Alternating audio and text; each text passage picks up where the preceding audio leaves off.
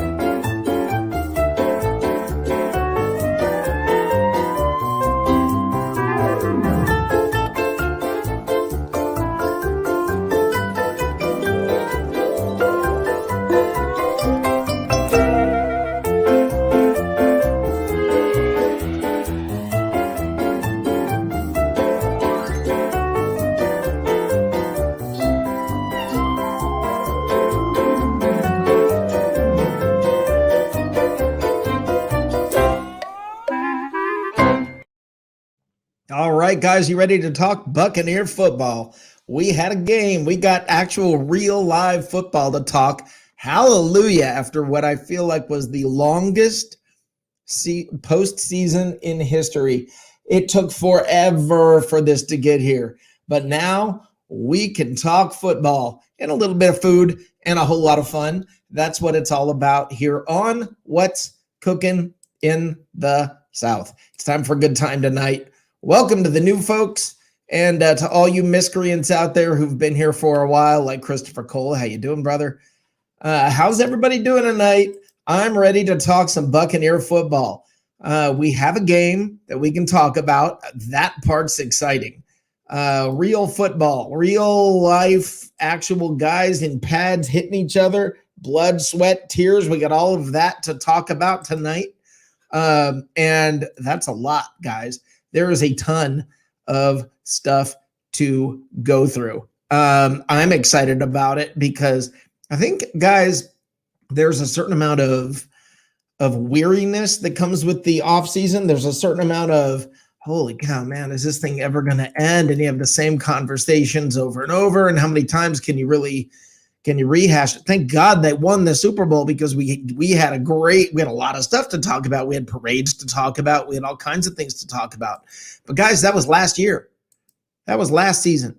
Put it all away, guys. Put it all away. And let's talk this season. This is what it's kind of all about now, guys.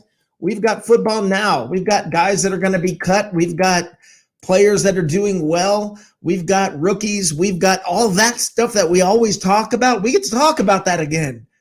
We get to do that again. And oh my gosh, it feels like forever. It feels like it has been forever. But we've got a lot to talk about. Hello, Carrie. Hello, Pamela. Hello, Teresa, miscreant herself. How's everybody doing tonight? Guys, before I get started, or the way that I like to get started around here is with something called food for thought.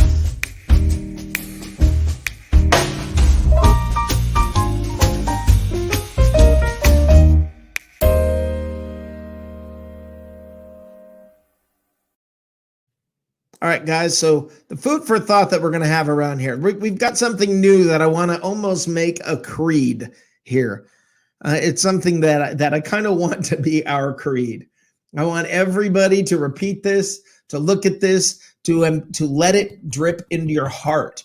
Make this part of your thinking. Make this part of your words. Make this part of how you see everything happening today. Do not overreact to preseason. Do not overreact to preseason. Do not overreact to preseason. Thank you, Ian Rappaport. I mean, guys, oh my gosh. The reactions that I saw from this game in every direction were hilarious.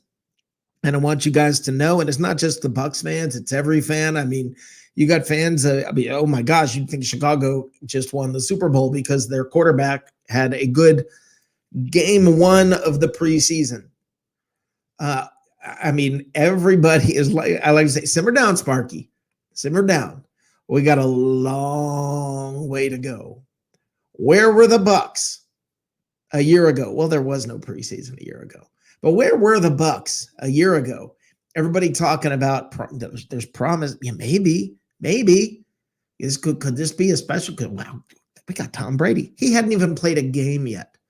And now everybody's already got the seasons written off. Everybody's thinking, okay, we found our quarterback, or we found our running back, or, oh no, we're in trouble. If you're a Bucs fan, oh no, our fourth string quarterback had a bad preseason game. Oh no. I mean, guys, there's so much to talk about, and I love it. Food for thought, though. I want to adopt this creed, guys. I want you all to let it wash over you. Soak it in, folks. Soak it in. Feel it. Feel every word of it. Do not overreact to preseason. Do not overreact to preseason. Do not overreact to preseason.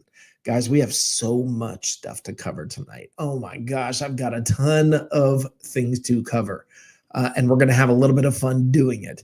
And I'm going to talk about, I know some of you guys are waiting. I know some of you out there know that this conversation's coming.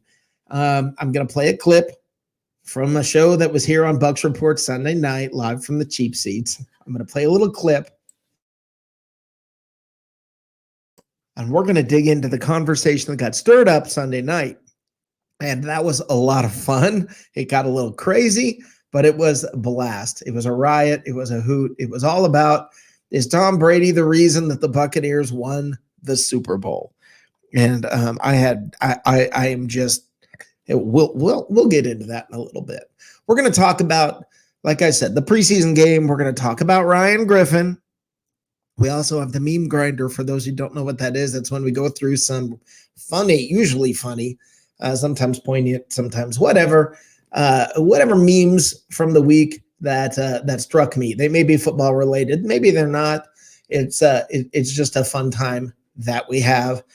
We got a recipe for you. I got a food review for you, as sort of become a new thing around here, a fast food review, and it's going to be a whole lot of fun. Man, the ladies are out tonight. We got Pamela, we got Carrie, we got Teresa. I'm how y'all doing? I mean, I'm excited to see you guys all there. Willow, how you doing? And the boys are back. How you doing, Daniel? How are you doing, Christopher? It's good to see you guys. And speaking of boys that are back, let's bring one of the miscreants in. Hey, what's up? The city. How you doing, brother? We're trying to hold off a little bit of spring weather here in the middle of August. Well, we're under a tornado watch here because of Fred that moved its way up through Florida and has wound its way around here. So right now we've got a tornado watch warning. I don't know what it is until like 2 a.m. But it sounds quiet out there right now. So, it's always quiet till the sirens go off. Yep. What'd you have for dinner? Okay, well, it's kind of like what you were doing at Popeyes. I tried the Domino's pizza delivery chicken nugget thing that they got. Yeah. Okay. And? Those nuggets are as big as a marshmallow. They're massive. And yes, they are. I thought being cooked through a pizza oven, which I think that's how they make it. Yeah, that is. I thought they were going to be, mushed up stuff like McDonald's. No, it's true chicken chunks. Yep. And they will only give you one free dip, which really irritates the hell out of me. I don't think the company's going to go bankrupt over 2 dips, You got to pay for the second one, and it's the most ridiculous thing I've ever seen. Just throw an extra quarter on the price, and we'll be fine. Yeah. Yeah. You don't have to tell me. Just, right. Suddenly make it free. But, yeah, it was very good. And then I had stuffed cheese bread to go along with it because I had 2 items. Which Domino's stuffed cheese bread did you get? Because Domino's has great stuffed cheese bread. It's just the basic one. That's the one I like, man. That is the one I like, is the basic one. It's like a pizza. You take some red pepper flakes and you dump it over the top of it there. Yep. It's like pizza that's only this big. I love their stuffed cheese bread. And I also like Domino's. Now, I'm not a big fan of their pizzas, ironically, but I love their cheese bread. I love their Parmesan bites. I haven't tried those yet.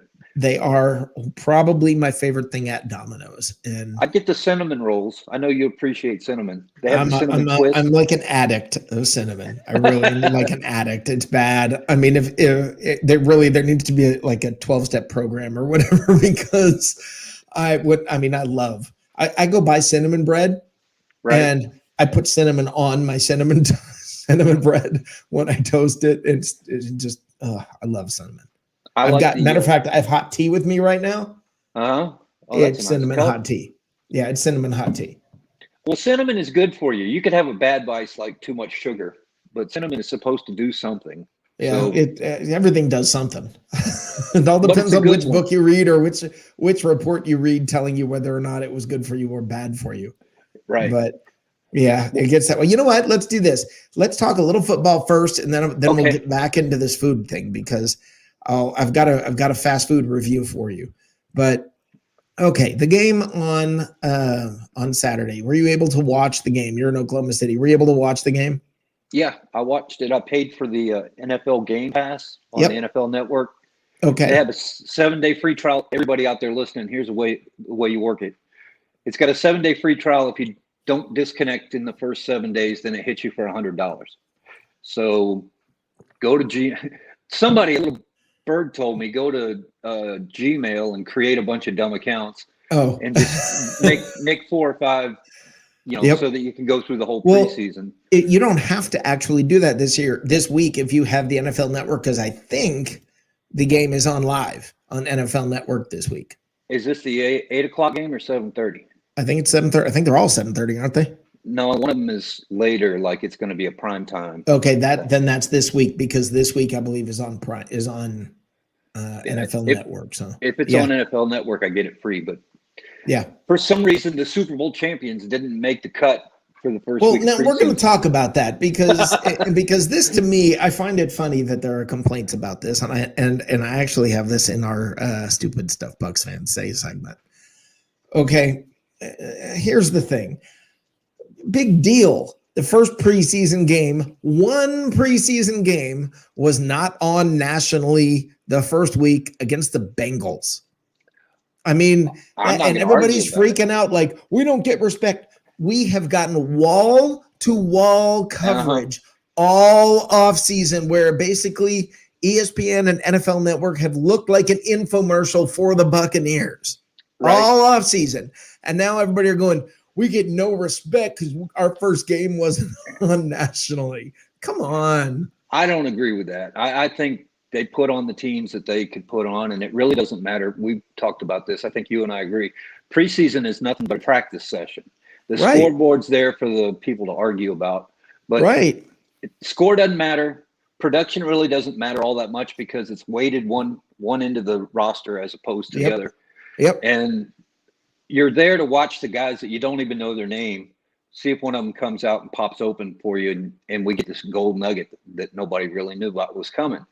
But, I'm a proponent of half-price preseason games, so you can go in and watch them, or free, and you buy your concessions and fund it that way. But, the NFL is going to do what it does. So as long as people are willing to pay for it, they're going to charge. Right. And unless there's a major uprising about it, then you're correct. They're not going to have any changes in that regard. Well, let's face it. But I am glad we don't have 6 anymore. If I can charge for something. Oh yeah, well that's capitalism. but the back in our day, back when we were kids, I think there was either 6 preseason games. I think there was way back. Were there really? Yeah, I think so. Down in the Staubach days, I don't remember exactly. They cut that off when they extended the regular season, because we went from 8 to 12 games or something like that. Yeah. And so they cut back on the preseason, and now we went 17 weeks over 16, and they cut back one more. Eventually, they're going to get the normal roster so full, the regular season so long, they won't have time for preseason games. Well, and I'm okay with that. And the thing is this. I think the practices, and I hear coaches say this all the time, like the Bucs this week are practicing against the Titans. Right. To me, I mean, from everything I hear, and like I'm an expert, right? I don't know. I've never coached an NFL team. I have no idea, right? But to me, I think that from what I hear from most coaches is that that's more valuable than the game time. I've heard that too. Yeah. From So all kinds of places. Yeah, the games are what they are. I mean, it's interesting. By the way, have you heard about our kicker? I can't think of his name now. I want to say Suck 'em? Borealis or something like that. Our backup kicker is supposedly destroying camp. He's going like 8 for 8, 9 for 9, and 6 or 7 of them are from over 50 yards. And Wow. yeah, apparently this guy is just something we haven't seen, and I don't think they're getting rid of by I don't think there's any shot that they are getting rid of Suck Up. Okay, but I think they're going to tuck this guy away on the Injured reserves. yeah, no, not IR, but he'll have a hamstring problem. No, I think they're going to tuck him away on the practice squad, and I think guys, don't be shocked. Don't be shocked. I know Ray Kennedy's out there somewhere right now, like having a heart attack, freaking out over what I'm intimating here. But guys, don't be shocked because it could happen. This guy apparently is money in camp. So let's see what happens. Jose Borregales, he's crushing it. He hit one from 61 yards the other day. Thank you, Joshua Cole Allen. Yeah, I mean, it is. Oh, yeah. Ben Cornett says cinnamon is the nectar of the gods.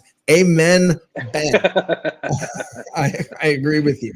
But the thing is, I mean, I think it's interesting because we finally have, maybe it's all, I learned a term years ago in statistics, revert to the average. And Right. that's how, like, let's say you get let's just talk roulette. If you spin a bunch of reds in a row, look, over a large period of time, you're going to end up back at 50% for the most part, 50% red, 50% black. Okay, there's the greens in there. You get my point. All right.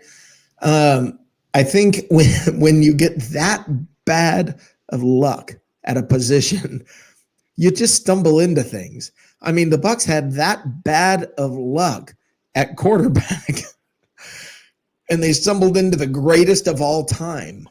Right. Okay? It's reverting to the average. I mean, when you're that terrible and then you win a Super Bowl, that's what the Bucs do. What I love about this team, and I love this about this team, is you don't get a lot of mediocrity. And I like, for instance, me as I'm not a big basketball fan. I'm a little bit of a basketball fan. I'm sort of a basketball fan. I'm the guy everybody makes fun of where, yeah, I don't really pay attention unless my team, the Orlando Magic, happens to be in the playoffs, which never happens. No, they happen to be in the draft lottery. That's right. Where they are. Well, they yeah, but they're never high up enough now in the draft lottery because they were for a while, and they're always average, and it's hard to break out of mediocrity. If you're in the middle, you get mired and stuck there in the middle because, I mean, it really is hard to break out of that spot because your draft picks aren't high enough, or, I mean, it gets to be difficult. Well, the Bucs were able to get high draft picks for a number of years. And you look at the defense that they built. Look at the players that they brought in. Look at it. Yeah. Look at how it's all paying off now. And it's because they sucked. And some teams, though, even though they suck for a long period of time, Cincinnati just can't seem. Detroit can't seem to turn that into something. And that's when you know there's an ownership problem. And the problem is actually ownership and not the players on the field and probably not the front office, et cetera, that there's something above it. There's a problem coming from above. So yeah. Harry Berg makes the comment here. Harry the Greek says money in camp doesn't mean money in game. Facing pressure can really humble a man, per Ray Kennedy. Of course, Ray Kennedy is saying that. Of course he is. Can I just say, did you see Suck Up's little kick that he got disqualified for that was from the 3-yard line? Oh, Lord. It was a shanker. If he had been back 10 yards where he was supposed to be, he missed that. So Look, maybe there's some kind of thing going on in his head. I'll have to ask Ray Kennedy because they're roommates or something. that's why they nice. That's why they moved him up to the 2-yard line. They wanted to try to sneak it by the officials because maybe he's not hitting it from deeper. Look, that's embarrassing. What happened is embarrassing. And I'm trying to stay calm right now because to me, that's just stupid. Yeah. Why did you try and kick an extra point from the 2-yard line when you don't kick extra points from the 2-yard line? It's Where like, was the referee that spots the ball, though? Well, who's responsible for the placement of the ball? Well, they spotted the ball as though they were going to run and go for 2. Right, and then they called a timeout or something, right? No, then they just moved the guys from their alignment and ran into kick position and kicked the ball. Yeah, they did a big switch. What the heck? I mean, what in the world were they thinking? I would love to get in their heads and know, how did this happen? You've got 148 coaches. You had to have practiced this, and no one went, wait a minute. You don't kick from the 2? I mean, what in the world? I know Bruce Arians is old and he's got a lot of older coaches, but he's got some young guys too. And somebody would have known we're not still kicking from the 2. Okay. Yeah. I mean, it makes no sense to me that this is a mistake that's just flat out asinine and inexcusable. There's no other word for it. And it's an embarrassment that a Super Bowl team, the first touchdown after the Super Bowl in a preseason game, they try to pull a stunt like this. That, I mean, even the announcers were like, what kind of alignment? What are they doing? Rondé says, oh, don't worry about it. This is preseason. They're trying some new plays out. And about that time is when they scrambled everybody back into the normal formation. And I guess they left the ball there because the guy, the placeholder, I don't know who it was. I guess he was going to be the quarterback. They obviously practiced this just to see how the other team was going to align against it, and if they had you covered, then you're going to go ahead and kick it. Well, you can't kick it from there. I mean, oh my gosh, no! That Harry the Greek, you are right. Blame the coaching staff, not the kicker. That's absolutely correct when it comes to that play. I mean, it's asinine. It's ridiculous. There's no excuse for it. There's no reason for it. There's no way you can justify it. It was horrible. All right, I'm going to put the StreamYard chat in here for you guys. If anybody wants to come on and talk to us, bring it. Let's go, guys. And Matt, I'm going to drop you out into the lobby for just a little bit. All right? Okay. I'll bring you back in shortly.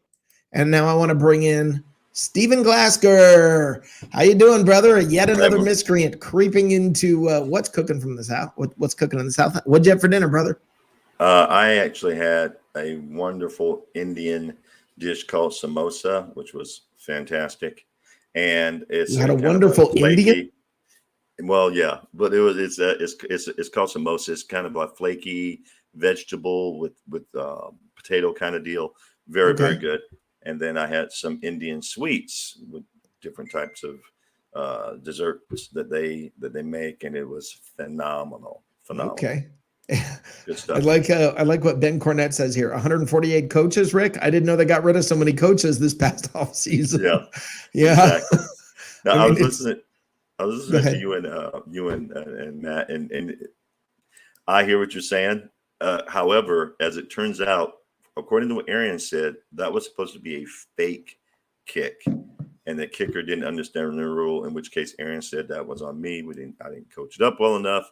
But I was thinking, like you said, even if it was supposed to be a fake kick, you wouldn't be kicking from the 2. And you can't blame the kicker. Right. You can't blame the kicker, right? Because the guy holding the ball would have pulled it away if it was a fake kick. Right. So they didn't understand what was going on. I don't know why they did it. But even if it was a fake kick, if you're going to really try and fool these guys into a fake kick, you would have had to back the ball up 8 yards and do it from the 10-yard line. No, it's the 35 now, isn't it? Or it's a 35-yard kick now. So you would have had to go all the way back to the 20. I mean, it's not even close. Or No, what? I thought they were on the 2-yard line though, right? Yeah, you would have had to have dropped it back So, to 35 yards. You would only had to drop it back to the 8 yards to the The 10. kick would have had to happen on the 25. Oh, I see And what so you're saying. 7 Yeah, yards in front of that. point. The 18-yard For the line is, right, I guess, for where the extra snap point. happens. You're right. Yeah, Yeah. for the extra point. You're right. Yeah. And apparently it was some type of trick play that the kicker wasn't supposed to kick it. It was gonna. I guess they were trying to go for 2. And we see who got tricked. Didn't understand. Yeah, they. It was so cute. They were so cute. They tricked themselves. Yeah. Yeah, I think it was one of those moments where they were trying to pull a Belichick and skirt the rules or find some little, crack or crevice. And I mean, come on. You know what that reminds me of? It's almost as bad. Remember, it was the Colts, and it was against the Patriots. Remember that where they lined up, right? and there was no line in front of the center. There was no line in front of the center. The line was all off to one side, right? And the center hiked the ball to the quarterback. I mean, New England just smashed them. They're just. I mean, what in the world? That's like when you're mad at your quarterback. It's like, I got an idea, but I mean, to me, I just can't find an angle or an excuse to make that remotely sound reasonable. Hey, let me put you in the lobby real quick, okay? Because we got somebody else here. You guys are invading as always, and I love you guys. This is home for you guys always. Hold on. All right. And let's bring in Ms. Creant herself, Ms. Miscreant. Hello, how you doing, Teresa? I'm good. How are you, Rick? Doing great. What'd you have for dinner? Hamburgers. Nothing special. No, nothing special. Hamburgers are awesome. So what in the world? Like, okay, when you watch that kick, I mean, does that make you just like, that's such a Buccaneers thing to do? I mean, does it remind you of the old days where it's like, it's just like, seriously. Yeah, just something that embarrassing. Like, hey, Matt Gay, is that you in there? Yeah, it wasn't Matt Gay. It's not the kicker. It's the coaching. How did that happen? I don't know. The world. You know what I think it is a lot of times with kickers and punters and everybody else is there's only one on the team, so they're not really under a lot of pressure. I don't know. A kicker kicking, I feel like there's a ton of pressure on that guy. But I mean, there's nobody looking over his shoulder. Right. No, there is now with Suckup because there is now. Borgalis, I guess is his name. I may be pronouncing that name wrong. Apparently he's having a great camp. I love this. Topezio says, not a good look. Maybe the Bucs are thinking too much about repeating and forgetting the simple and fundamentals. I sure hope not. Hope not. But I don't know. I do not know. So here's what I'm going to do. I want to do something. I'm going to bring all you guys back in. Ooh, all of us together? Yeah, because we're going to get into a little bit of the craziness, a little bit of the fun, and that's what I love having you guys around for. And I hope the dude is out there lurking somewhere, and I hope he will join us. And I wish that that Johnny Dean would dare to come on and talk about this and go through this with me. I heard he got a call from his daughter. So, okay. Which one? Yeah, the ninth one or the 11th one? Yeah, he also got Not sure. He well, I'll get into this in a little bit. First of all, before I get into the real debate, let's do a little fast food review. What do you guys say? Okay. All right. Hey guys, I'm gonna follow up on last week's little segment where I reviewed Popeye's nuggets. This week, there's a little promotion Wendy's is doing where they are giving out free breakfast sandwiches on Friday and Saturday. They're giving out a free either sausage, egg, and cheese or bacon, egg, and cheese croissant. So what I'm going to do right now, I got my bacon, egg, and cheese croissant, and let's go ahead and see. Let's try this out. I have to confess, guys, I've never eaten breakfast. This looks nasty. I've never eaten breakfast at Wendy's. I might not again. This is just gross looking. It I don't even know how to describe. Hold on, I'll give you a better view. Let me hold it up. It's about as flat as can be. I don't know why. That's nasty. And a croissant. I thought croissants were, was it? Croissant is French for crescent, not square. So I don't know.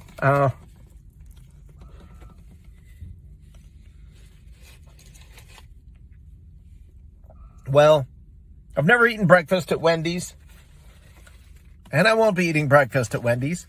At best, honestly, when it comes to fast food breakfasts, I would pretty much put it near the bottom. So, yeesh. Thanks for the free sandwich. Hey guys, I'm going to follow up on what we did last week with Popeye's Nuggets. Hey guys.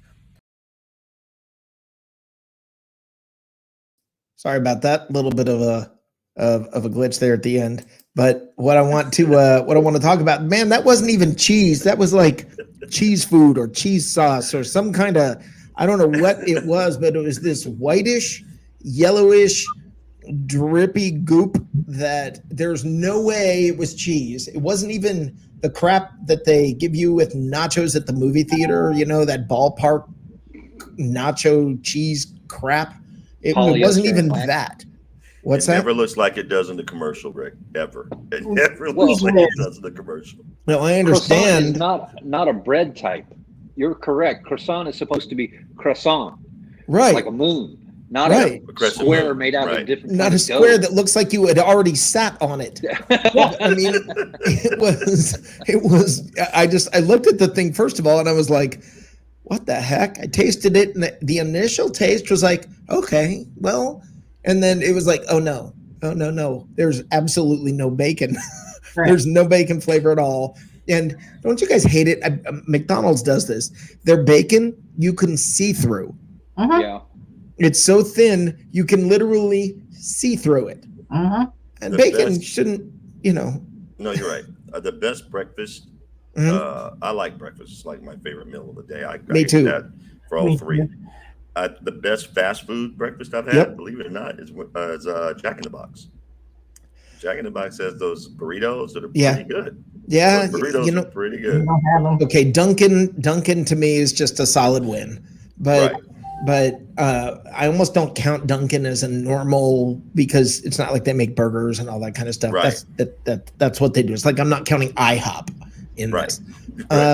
Well, but you were just trying the free stuff that was coming up, right? Well, yeah, they offered me that free to try to lure me back in. No, because my daughter tried that sausage-nator or whatever it is. It's got the sausage and all this Baconator? stuff. Regular bun. It's on a regular. There's a bug? Whoa. Yeah, and then she said that was okay. It was pretty good. She likes Taco Bell breakfast. No, I do too. That's what I was about to bring up. Good, yeah. Taco Bell has very good breakfast, and nobody realizes it. It's like so under the radar. It's a great place to go for breakfast because the drive-through, you're usually in and out pretty quick, and the foods are really good. I like McDonald's.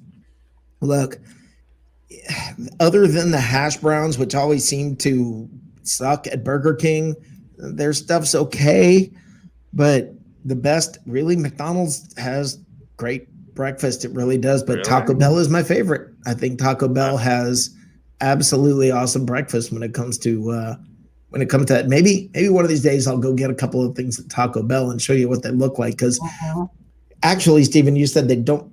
That nothing looks like it does. I don't know, man. Taco Bell. They come close. Yeah. They come close. Yeah, they do. And at least the croissants at Burger King look like croissants.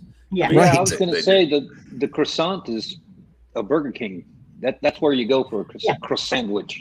Yeah, I mean, you don't they're go all to right. Wendy's. Yeah, the Burger King ones are all right. I think the best when you said McDonald's, I think the best thing McDonald's has to me is the pancakes. They're hot stack. I And like they're the sausage, prefab. egg, and cheese McMuffins. Steven, they're prefab. They come to them frozen. You know Yeah. that, No, I'm right? saying, but I understand because they don't taste like pancakes you make at home, of course. But Right. that tells you how little respect I have for their breakfast. The best thing they have is the They got the sausage muffin thing for like $1 that I could eat a 6-pack of those. Those things are fantastic. Their sausage is good. You just reminded me. You know who has great breakfast? Who's that? Whataburger. Whataburger has it. See, we don't have that here. That's not fair to bring up, man.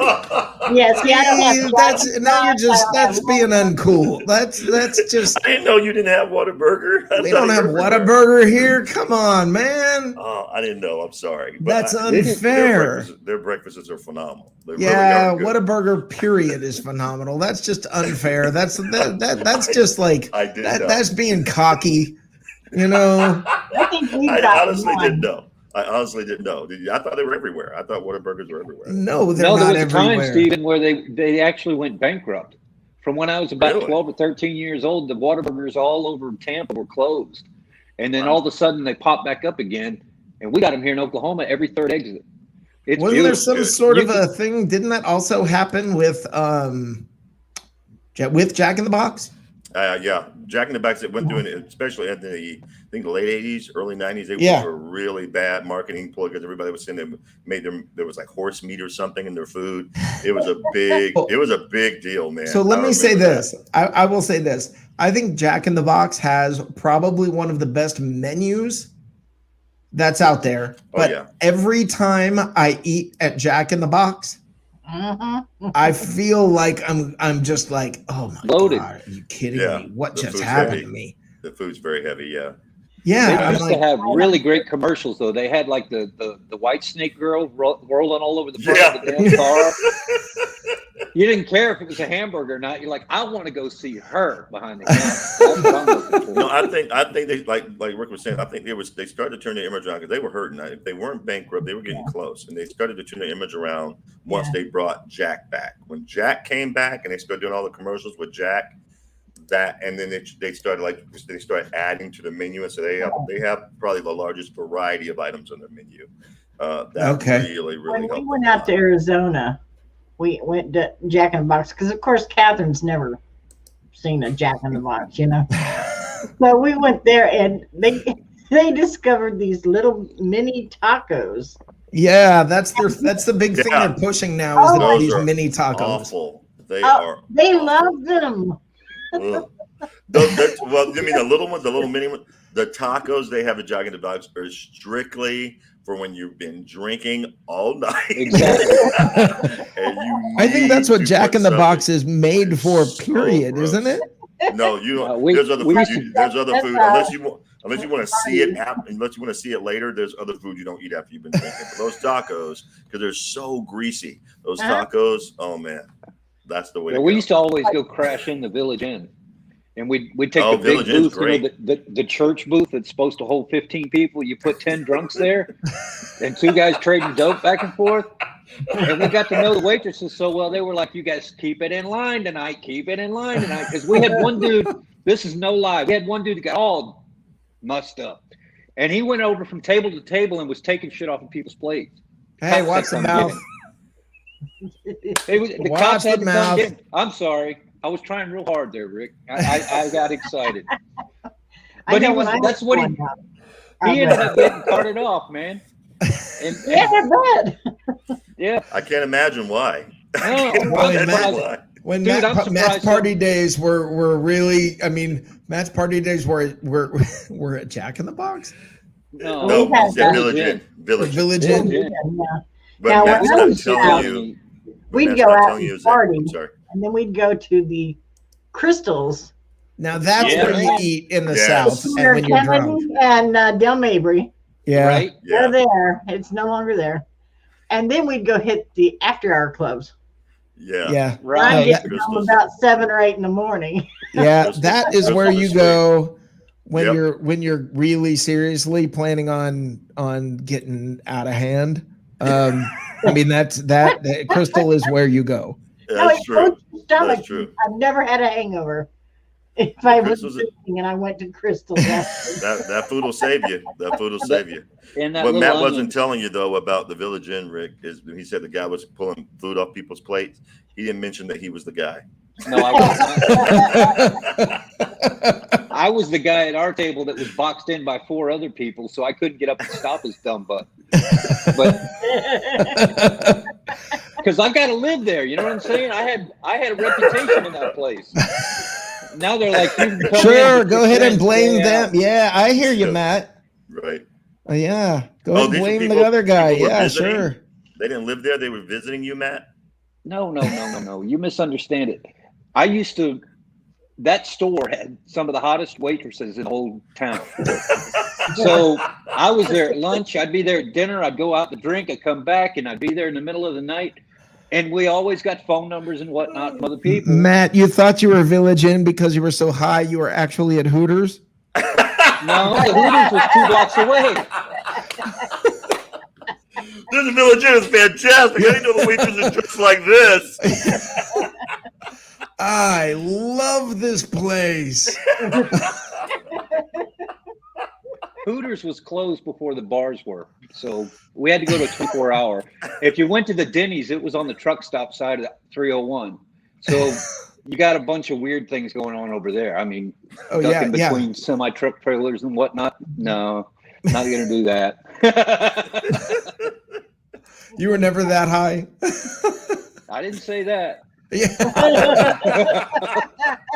That's why I don't remember a lot of the roster. Yeah. In 1980. Yeah, I don't think I did anything like that. I'm not really sure, but yeah. Oh man. I'd be Fun bored to nowadays though, because everything's legal that we used to do as a pirate. You know, we'd be living on the edge. Sort of. I mean, well, it's sort of legal. It's legal, but it isn't. I mean, I think there's a lot of details behind that. Yeah, I don't know how legal it is. I just wouldn't go to after hours clubs because it was a redneck drunk is no fun to be around. Yeah. No. So you just reminded me of back just briefly getting back to food. Carl's Jr. has awesome breakfast. Mm-hmm. Carl's Jr. has a breakfast. Okay, that's Hardee's burger. basically, correct? Okay, so Hardee's on the East Coast. Yeah, they have a breakfast burger sandwich.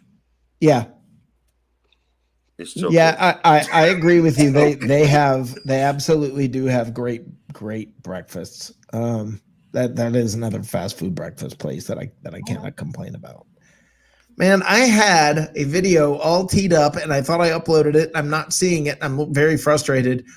That dealt with the exchange from Saturday night. The discussion. The discussion. I had that all teed up, and I thought it was sitting here with you and Jake. Yes, and I wish I could find this. Oh, that was great, man. That was great. Man, there was, guys. We had a discussion, and I'll just have to go ahead and bring it up. We had a discussion where Jacob said said that Tom Brady was not the reason the Buccaneers won the Super Bowl. Oh, that it was the defense. Okay. And that giving Brady credit was wrong. And that someone replied with, hold on, we all agree that they were the superstar of that game. I think it was you, Stephen.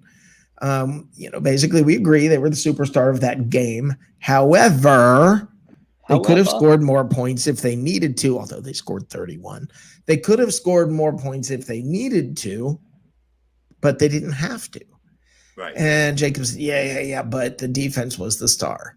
So, guys, I came loaded for bear. And somebody stole your gun. No. I was just going to play that clip, which we've covered. But I'm just going to go ahead and talk about it. All right. And I'm going to, let's just say, present my case. Okay. Okay. About whether it was. Is this a Rick rant? No, there's no rant. Oh. There's no rant. I think I can solidly present my case.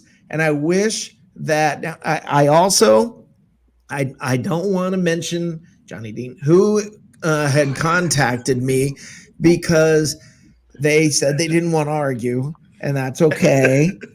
But Johnny Dean didn't want to argue. But somebody, Johnny Dean, said that they felt like they agreed completely with Jacob's take, and All right, then. and that it was disrespectful to the other players. Wow. Okay, so I want to point out a couple of things. The main thing that I want to point out to Jacob and whoever that other person was, and anybody who agrees with them, is that if you don't agree with me, you don't agree with Bruce Arians. Oh. Okay? Bruce Arians said that Tom Brady deserves more credit for the Super Bowl than anyone else. If you don't agree with me, you don't agree with this one was, this was Levante David. Tom Brady saw one of his teammates crying after the NFC Championship game, went right up to him and said, "What the are you crying for? We're not done yet." That wasn't the defense. That wasn't the rest of the players. That was Tom Brady.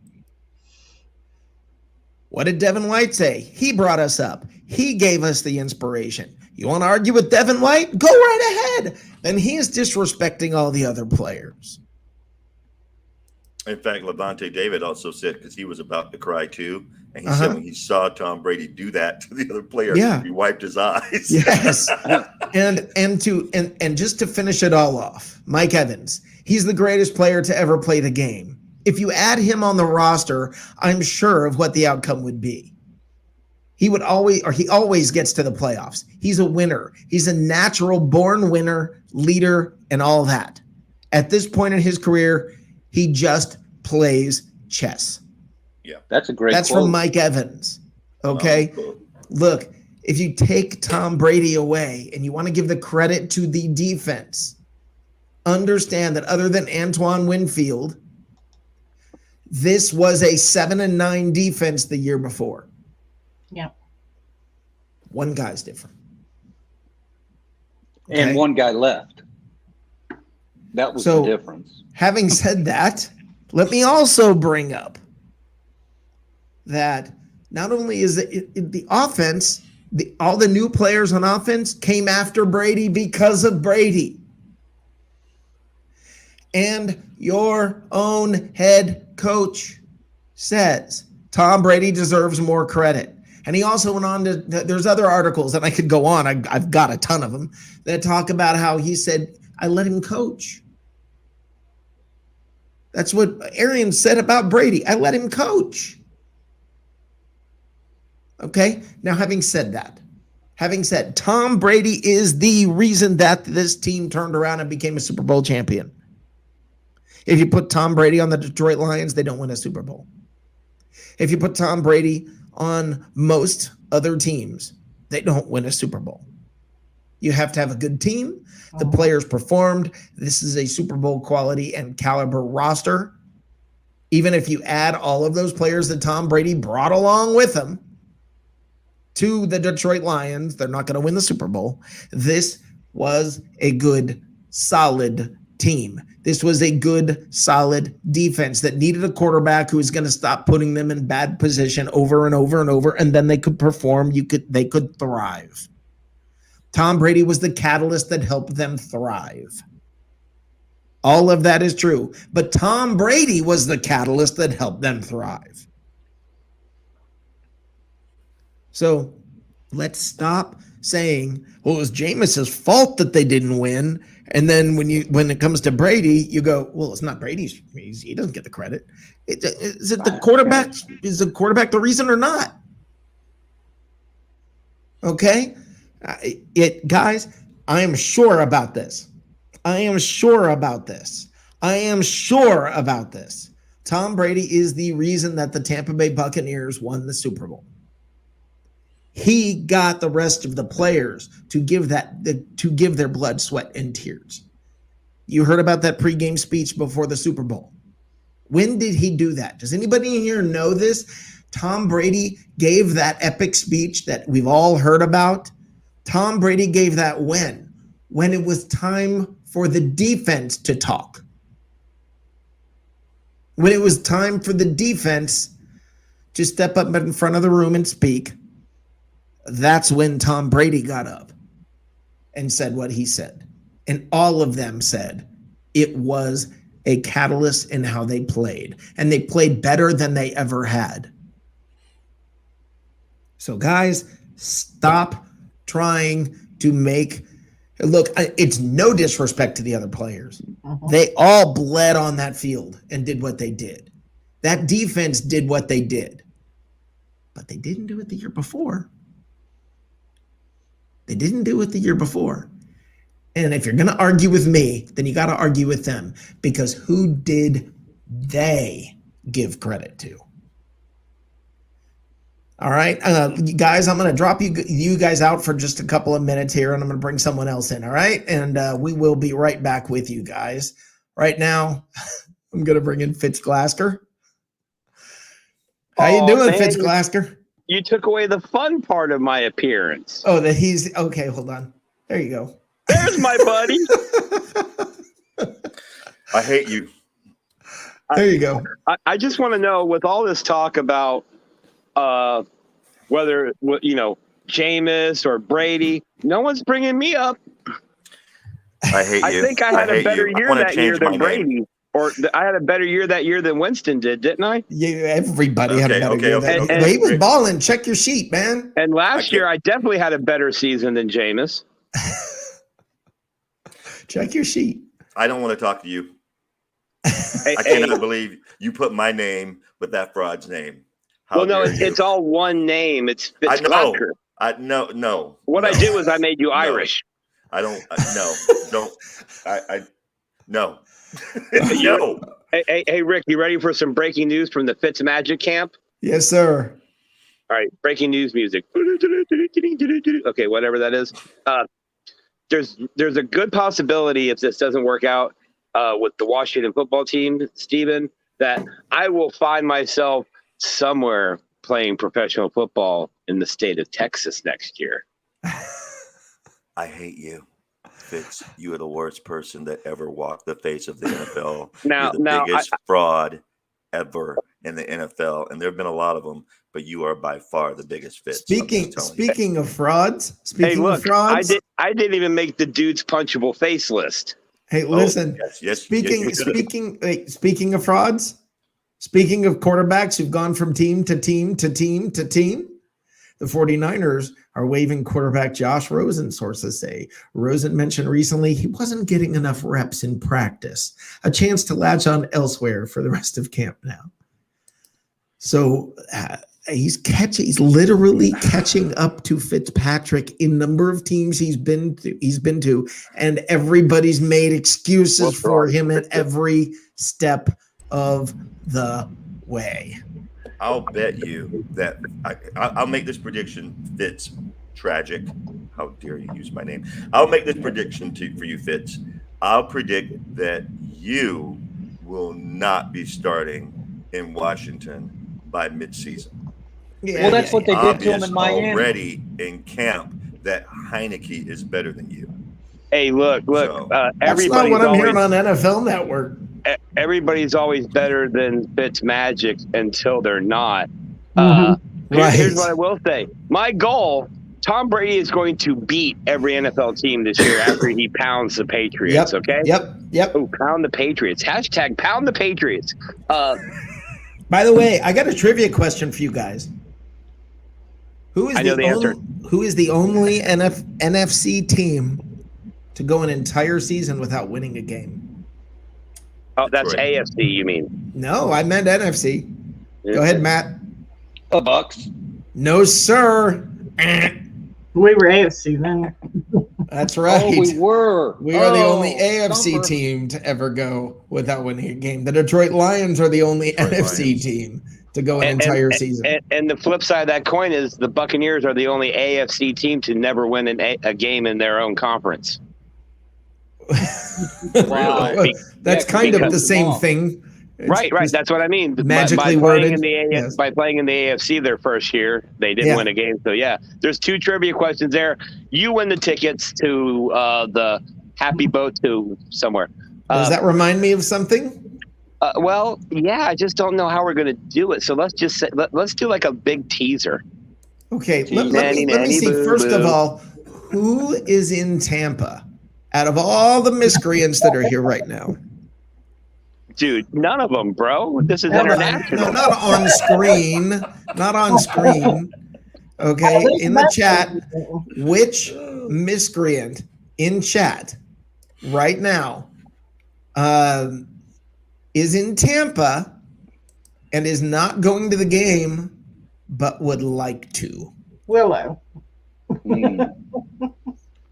Is Willow in Tampa and Willow wants to go to the game? I don't think know. so. Willow, you want to go to the game? I don't know. Willow? Willow? Do you want to go to the game? Willow Willow's like, well, wait a minute. Is he asking me on a date? Because no. Rick won't be there, Willow. No, I will not be there. You're safe. No, you're not, Willow. You're not safe. Christopher Cole, you want to go to the game, Christopher? Do you really?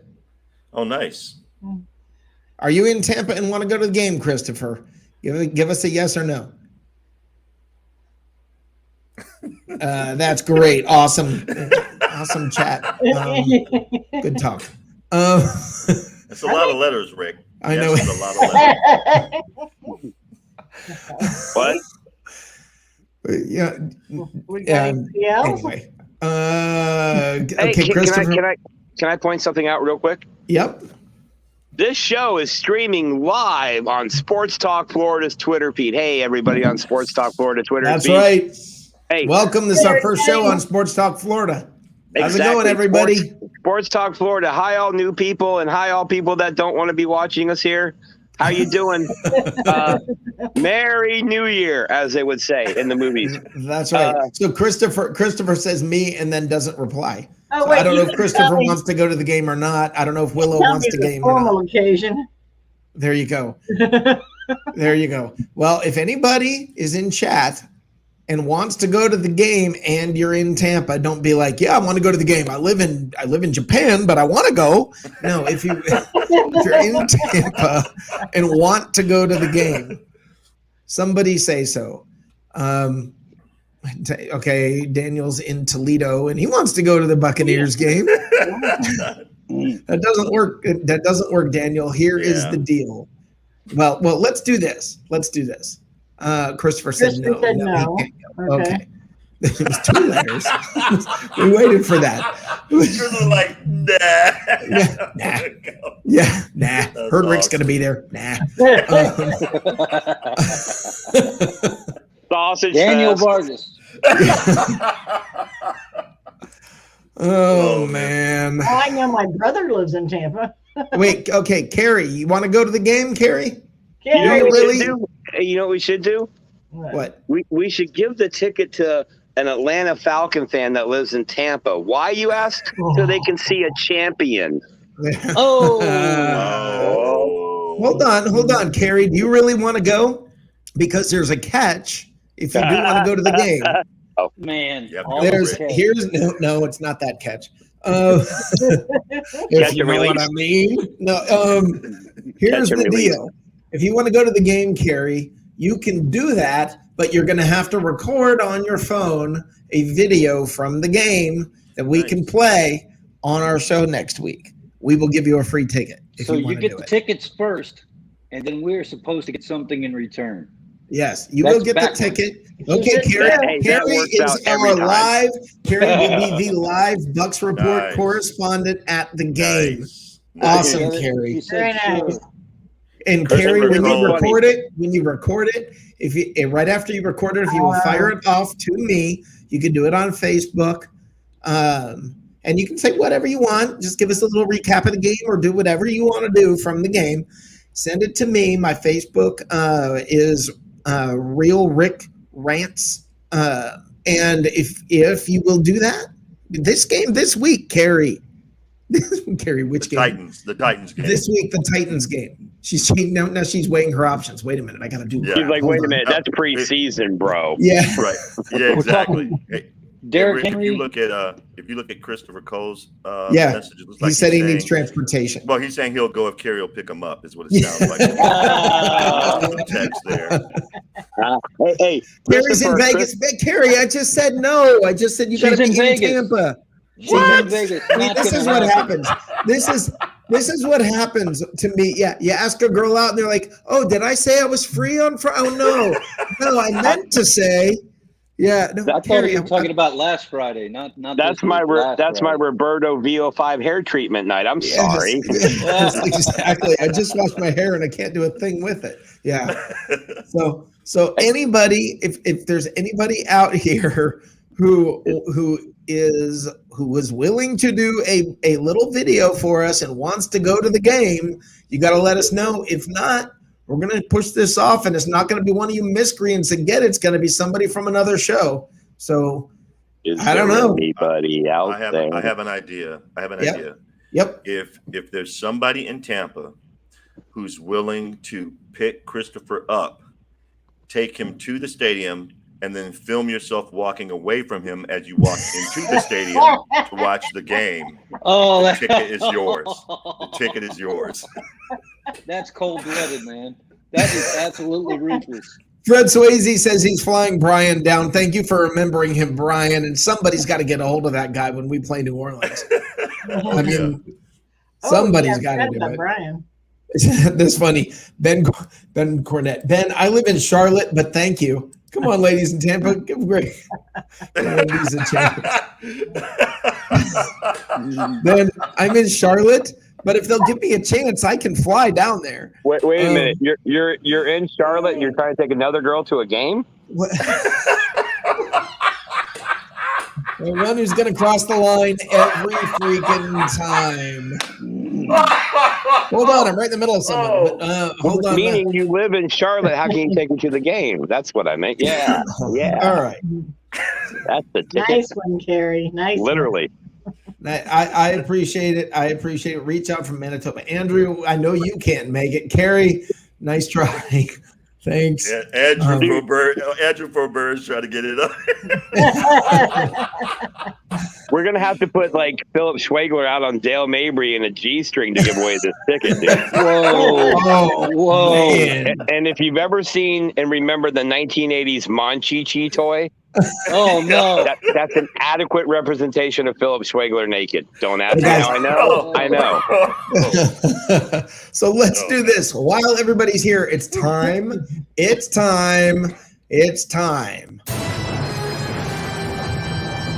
Stupid Bucs fans say. Oh boy. Oh boy. All right, and you guys. I'm so excited. You brought it hard and heavy. Wait a minute. You brought it. You brought it. Back. Okay. You really. I mean, I'm proud of y'all. Okay, here we go. It's official. Joe Tryon is a bust. What? Can we grade these by different levels of like brain damage or CTE? No, or these something? are all pretty much brain damaged. Okay. One of them I know you're not going to agree with because you and I have discussed it off the air. I hate everything. Joe Tryon is a bust. Okay, because of that flag. Okay, is it just me or does Kyle Trask look like a slightly broke Andrew Luck or Sims ×2? No, he has a spleen. Which Sims he was talking about, but no, Kyle Trask does not look anything like Andrew Luck. Kyle Trask has played one quarter of one preseason game, guys.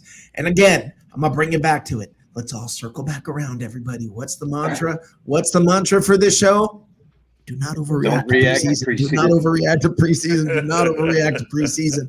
You're overreacting to preseason. Not Brady-esque. Our defense sucks. Hope most of them are cut before the next game. Okay, that's quick, Dave. Hey, all I can say is, and I'm not going to quote him, but let me just point out the appropriate response to that post is the character from Tropic Thunder, Robert Downey Jr. Never go full. Yeah. Okay. Yeah. World champs and still no televised preseason games. This guy went full Matt. Okay. This guy went full Matt Coulson. Okay. Yes. Yeah. The Bucs just get no media respect at all. Can you put that up real quick? Can you put that up again real quick? Yeah. Oh, look. You picked the adequate background for a shit exactly. post, but go ahead. That is the correct one for stupid crap Bucs fans say. That's right. Yeah. Okay, Robert Griffin is trash. I know, dude. You probably agree with this. No, he's not. Listen, man. He's the fourth string quarterback. Okay, fourth string quarterback. Okay, let me tell you something. If you're worried about Robert Griffin sucking, or Ryan Griffin sucking, if you're worried about Ryan Griffin sucking, let me tell you something. If we get down to our fourth string quarterback, it doesn't matter what body you're throwing in there. At least he knows what plays to call. Okay? Does he know? He's Yes. third string. It doesn't mean he's going third to string. listen. Hey, So he's fourth. He is fourth. There's no way Trask is going to not be in front of him in the pecking order. Okay. The only thing he's carried is Tom Brady's drunk ass. That's right. But Right. I mean, come on, guys. Seriously. No. But isn't the fourth string quarterback by definition the trashiest quarterback on the team? He is bad. Yes. Right. I mean, So he's there a you go. fourth stringer. So everybody stop it. Just chill out and relax. And listen to this dude right here. Listen to this. Thomas Solis. I think he wins. I think we're going to have quarterback problems next year in Tampa. Backup quarterbacks suck last night. Hey, dude, you know what Well, else that's not sucks? true. Your avatar One sucks. did. Well, yeah, everything about this dude sucks. Hey, your Okay. avatar looks like every other avatar that ever avatared. Okay. And it's that I'm so cool with my hat on backwards look. Hey, listen. I mean, Fred Durst even quit doing that. come on, really? This is the thing where you're oh no, next year you're worrying about the quarterback next year where Brady's under contract, by the way. You're worried about the quarterback next year now when we haven't even played one game this year? By then, Trask will be somebody, but this is the right thing. now, he's fourth. Right. This is the thing. If next week Ryan Trask Griffin is looks fourth. great and Trask looks great and everybody looks great, y'all are idiots. Hey, if we ever get in trouble in the future for the name of this segment with advertisers for some reason, not that we would get sensitive advertisers, right? Okay, anyway, we should rename it Tell Me You Need Attention Without Telling Me You Need Attention post.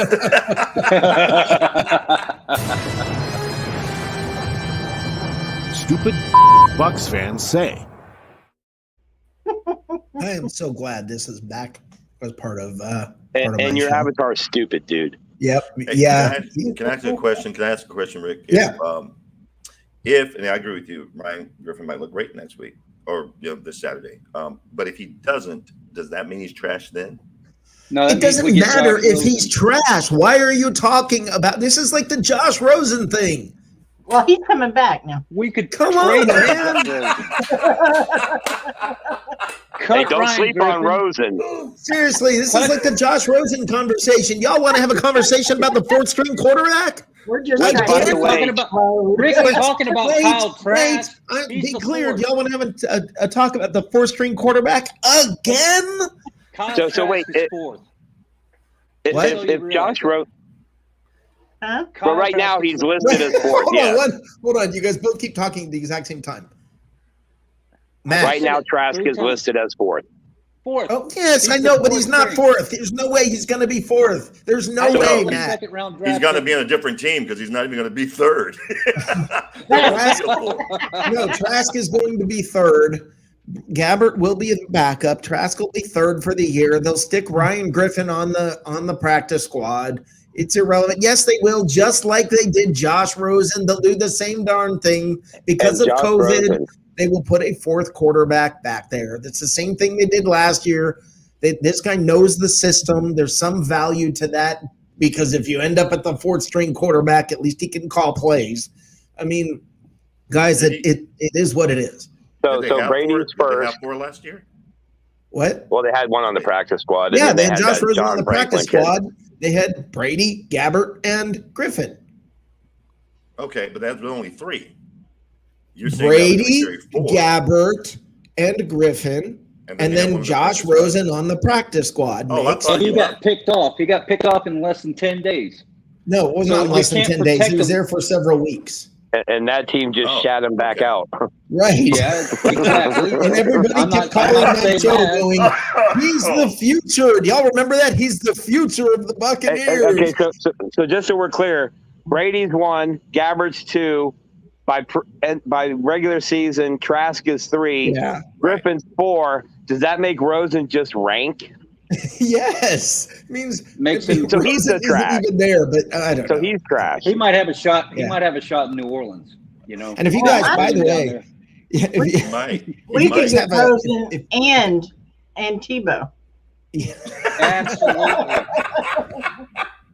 There you go. And Speaking of you guys, by the way, guys, we have. If you're going to be around watching games, and to all of you guys here for the first time from Florida Sports Network, I want you guys to know we have a pregame show that's going to be live from the Deck Bar and Grill in Isla del Sol. And one of the things, and I'm going to share this with you guys, one of the recipes from the Deck, I love this, is their Walker Wood blackened shrimp skewers. And that is the recipe. Go ahead and do a screen grab.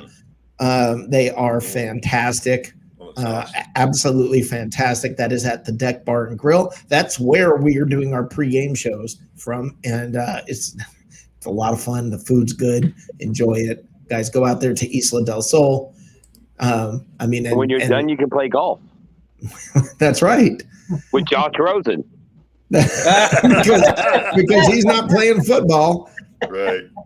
How far is that from the stadium? How far is the Deck from the stadium? It's in Isla, so yeah, it's a good 40 minutes or 30 minutes. 30 minutes, I would say. By the way, Willow says bring back Fitzmagic. Yes. That was Willow. Yes. Why? Willow, I'm starting to have a little crush on you, Willow. Willow, why? Asking shall receive. I thought you were on the show on Saturday. I thought we were cool. What? Willow is cool. Willow is very cool. She just proved it. So, all right, we got one more thing that we do around here, guys. Y'all know what we do around here. We have a little bit of fun with another little segment that we do called the Meme Grinder.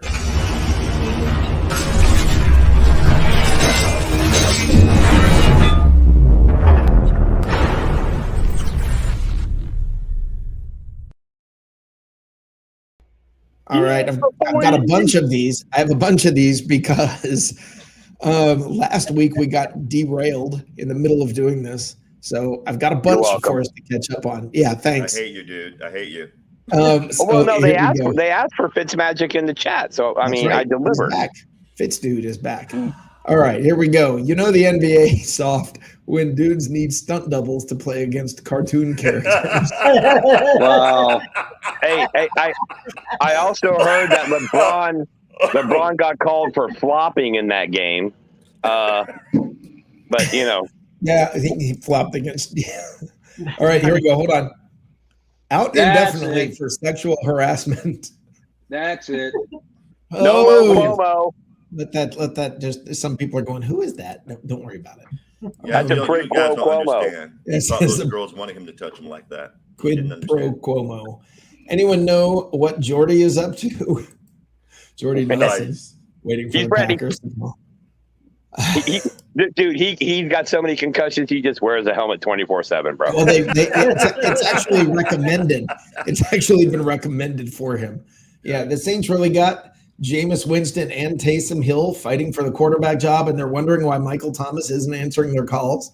and I don't know if you touched on it, but after this segment, I would love to talk about Disco Jameis from today. Okay, yeah. Hey. Okay, hold on. We will get to that. Okay, here you go. Jameis Winston and Taysom Hill each wishing each other luck in the quarterback race. Nice. Resting bee face. Okay, when you ordered Devonta Freeman from Wish, Falcon signed Donta Foreman.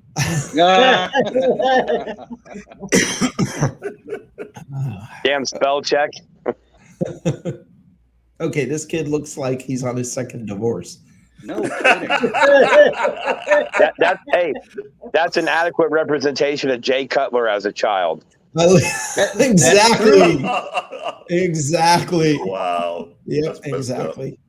Okay. Yeah. You know this kid. You know this kid when you talk to him. You know he's going like, "So I got some math homework. See," and Or he's about to crash a wedding. yeah. Yeah, he does look like a wedding crasher. When the cashier asks you if you'd like to donate $1 to sick and dying children, that is me, guys. I admit it. That's me. That is totally me. I admit it. And by the way, when she says when you're trying to pay with a credit card and she says turn around and strip down, it's not my fault that I misunderstood. Okay, Wow. not my fault. So anyway, all right. Raindrops That's your on date, roses. Gary, at the game. That's your Raindrops date. and roses and stepping on faces. Cries of disgust when I barf on shoelaces. Scratching the sofa and hearing them shout. These are a few things I don't care about.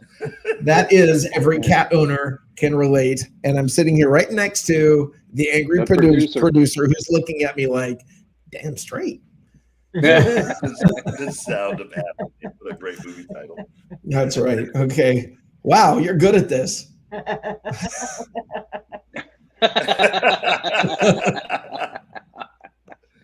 That's good. Okay. When someone tells you not to stir the pot, but you're gonna stir the pot. Oh, I love this, and this is so me. Okay. I feel bad for parents nowadays. You have to be able to explain the birds and the bees, the bees and the bees, the birds and the birds that used to be bees, the bees that used to be birds, the birds that used to look like bees, plus bees that look like birds but still got a stinger. How about that? That is awesome. Does anyone know how long it takes to get the money after you type amen?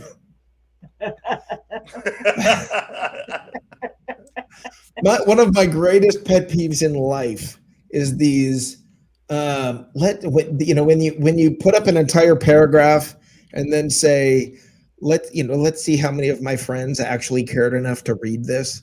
Right. Shut up. Stop your whining. Seriously, stop your low-key passive aggressive whining, like my friends don't ever read my posts or don't care about me. If you sit there, if I read this entire thing, or if you ever say copy and paste this, no. Okay, hold on. Uh-oh. No. Okay. Now get the newspaper out and smack them. Please take that picture down. Please take that picture down. Oh my God. I got a better one for you, bro. I don't want to know. Here you go. There you Oh, go. that's Hold much on. better. That's much Hold better. on. There. That's much better. Thank you. That's what he looks like without the beard? Wow. Nope, that is actually sort of. Oh.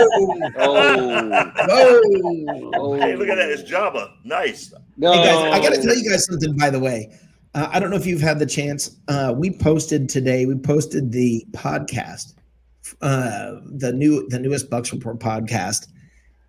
I'm having a hard time keeping my language clean. Effing awesome. Okay. It is my favorite podcast. Jim Williams from the Florida Sports Network was on it.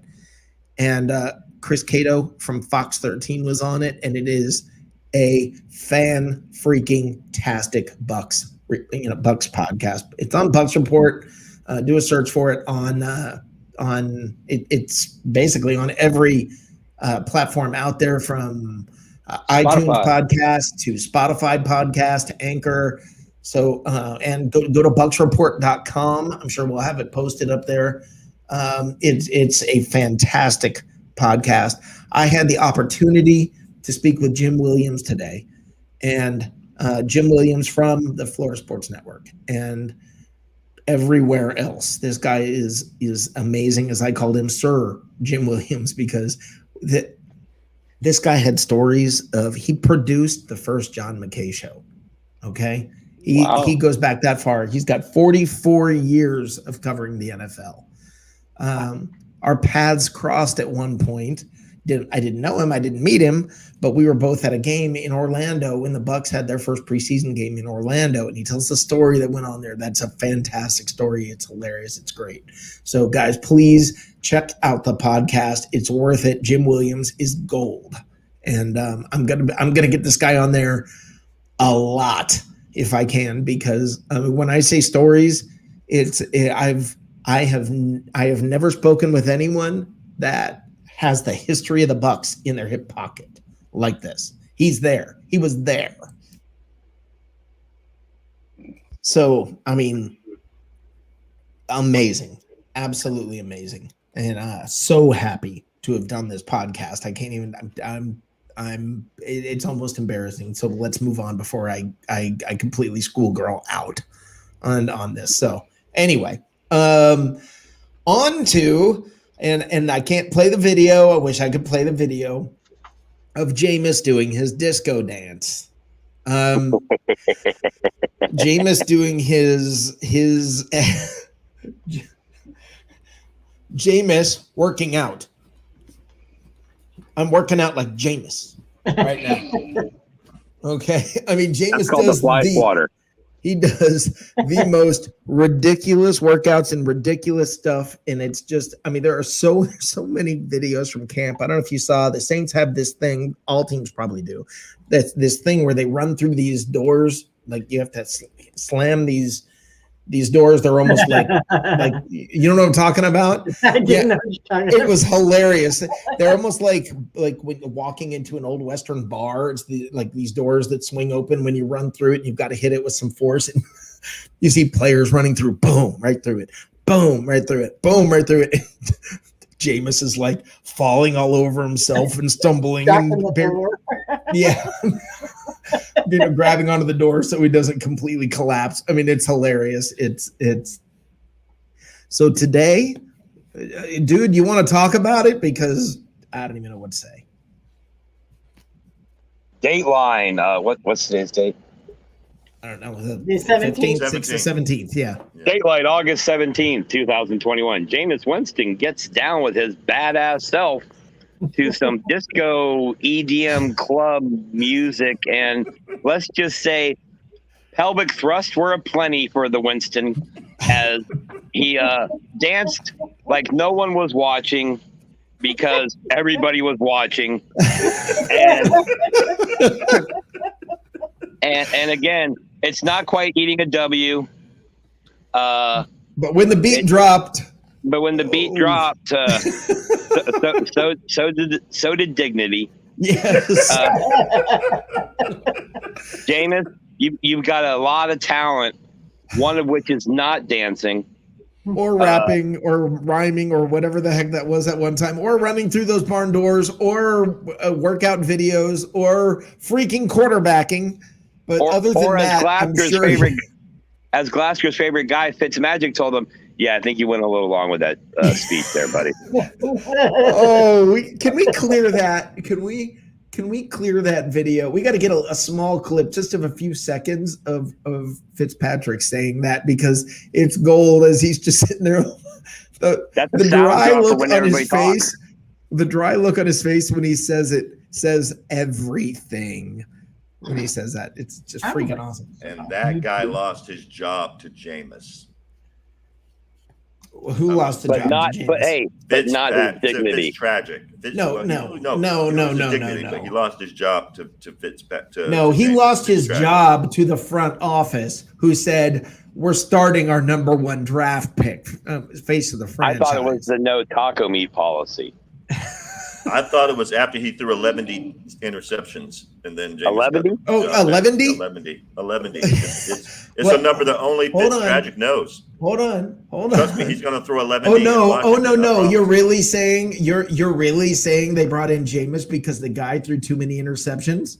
Well, now hold on. And they put Jameis back in. Nobody has. No, he set the record, Steven. You can't compare that. You can't go there, give that up. That's one thing. You got nothing, brother. You got nothing on that one. I'm talking about the season that Jameis and Fitzpatrick were on the same team. The guy who steals NFL money and has been for over a decade. he threw too many interceptions and he got pulled in favor That's of a guy not who threw why they slightly put less they put interceptions. he was the only reason he was out was because they suspended him for 2 games. And then they brought him back, and he was the face of the franchise. His picture's all over the freaking stadium. Yes, they were going to put him back in the game. I know you don't like him, but come on.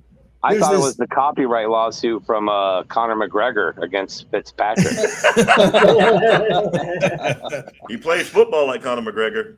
It's about right. Well, if you remember, they took all of Jameis's promotional stuff down while they were investigating that Uber driver incident. They didn't want his name all on that stadium any more than they wanted, I'm going to throw you a bone. How did Lyft not get Jameis to be their spokesman?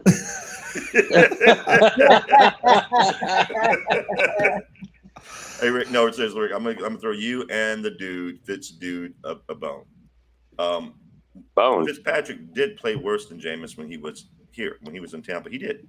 However, he played great last season in Miami, and he should not have been pulled. Exactly. He should not have been pulled. I will give you that. He played great in Miami. They pulled him, and they should not have pulled him. He only started 2 games when he was here, and he won one of them and almost came back and won the Pittsburgh game, which was game 2.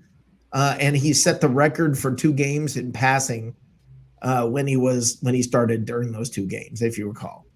I think both games were over 500 yards or something like that. It was ridiculous. It was amazing. His first pass was like 75 yards to D-Jax, wasn't it? Right. So, but I love this. Willow says crab leg disco. Jameis did the crab leg disco. I'm not sure what he did, but it was, I don't know. I don't even know. I don't have words. I'm just searching it up and I can't find it. I can find the one with I'm trying to find it too. I can't find it. What the dance? Yeah, I'm trying to find it. Oh, I'll have to find it for you and send it to you guys. But it's hilarious. It's one of those. I can see the one where he's chasing flies. He's got the No, he literally was dancing at practice today, and it was. Calling it dancing. It was either dancing or I don't know. It literally was only pelvic thrusting. It was standing in one place with your hand up in the air, just pelvic thrusting repeatedly to the beat. And that's literally all he did. This proves my point. Okay. I really honestly believe Jameis is autistic.